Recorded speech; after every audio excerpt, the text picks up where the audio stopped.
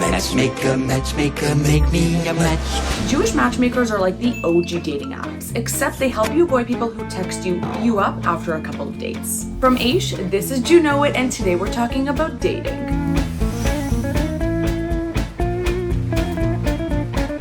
Finding your soulmate is what dating is all about in Judaism. There's even a name for it, Bashert, and that's what Jewish matchmakers help you find. Think of Jewish matchmakers as like soul detectives, diving deep into people's values, family, and character to help you find your person. Now, of course, any matchmaker will tell you that if you're not feeling someone on a sexual level, then they're not the person for you.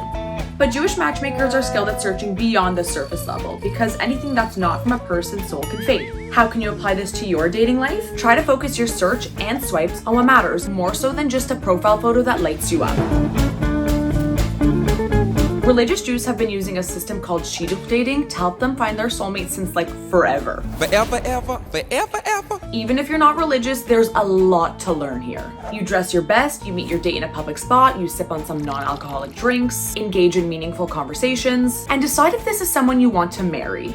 Now I know what you're thinking, who decides to get married this fast? Well, the whole idea of Shidduch dating is that you're meeting with quality candidates that at least have the idea of marriage on the table. Now, how can Shidduch dating apply to your dating life? It's all about intention. With Shidduch dating, people are serious about finding their soulmate. If you go into dating looking to just hook up, you'll find someone looking to hook up. But if you go into dating looking for someone to spend the rest of your life with, you'll cut through the junk pretty fast. Build your list. Say you go to Trader Joe's or Whole Foods without a list. You just might end up coming home with a whole bunch of food that you don't need. When it comes to Jewish matchmaking, lists serve the same purpose. Some questions a matchmaker might ask you, or some questions you can even ask yourself when you're looking for your person. What are your personal and professional goals? What kind of character traits are you looking for in a person? Do you want kids? If so, how many? I want 4. Do you spend a few minutes on Netflix deciding what to watch, or are you going through every single streaming site trying to find a movie and then you finally find one and then fall asleep and end up watching nothing? I say this not from personal experience, I swear. The whole point of these lists is to be honest with yourself about what you want and don't want. So how can this apply to your dating life? Make a list, or just think about your list while you're on a walk or at the gym or on your Peloton. Falling in love.